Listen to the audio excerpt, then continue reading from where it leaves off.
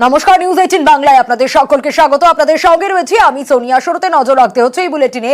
রোজ রোগীর বিবরণ দিতে হবে পরিবারকে। বেসরকারি হাসপাতাল, নার্সিং হোমকে এমনটাই নির্দেশ দেওয়া হলো স্বাস্থ্য কমিশনের তরফ থেকে।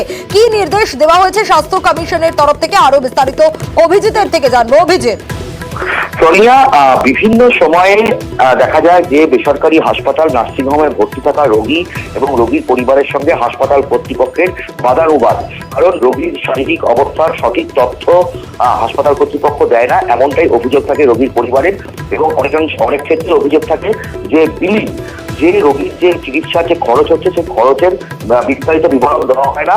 যখন রোগী ছাড়া পায় তখন তাকে এমন একটা অত্যধিক বিল দিতে হয়, তা নিয়ে কিন্তু সমস্যা দেখা দেয়। এবং সেই কারণেই রাজ্য স্বাস্থ্য কমিশন বা West Bengal clinical establishment regulatory commission তারা একটা নির্দেশিকা জারি করতে চলেছে আগামী সপ্তাহেই, যে আশঙ্কাজনক রোগী অর্থাৎ ক্রিটিক্যাল পেশেন্টের শারীরিক অবস্থার বিবরণ প্রত্যেক দিন দিতে হবে রোগীর পরিবারকে। কম আশঙ্কাজনক রোগীর শারীরিক অবস্থার বিবরণ একদিন অন্তর, প্রত্যেক একদিন অন্তর জানাতে হবে রোগীর পরিবারকে। এবং রোগীর পরিবারের যে রেজিস্টার্ড মোবাইল নাম্বার দেওয়া থাকে ভর্তির সময় হাসপাতালে এবং ইমেল আইডি, সেখানে প্রত্যেক দিন এই বিবরণ দিতে হবে। এবং একই সঙ্গে প্রত্যেক দিনের রোগীর চিকিৎসার খরচ কত টাকা বিল হয়েছে, কোন কোন খাতে বিল হয়েছে, প্রত্যেক দিন সেই বিবরণ SMS মারফত পাঠাতে হবে। এবং রোগীর পরিবার এবং বেসরকারি হাসপাতালের মধ্যে স্বচ্ছতা বজায় রাখার জন্যই এই নির্দেশিকা।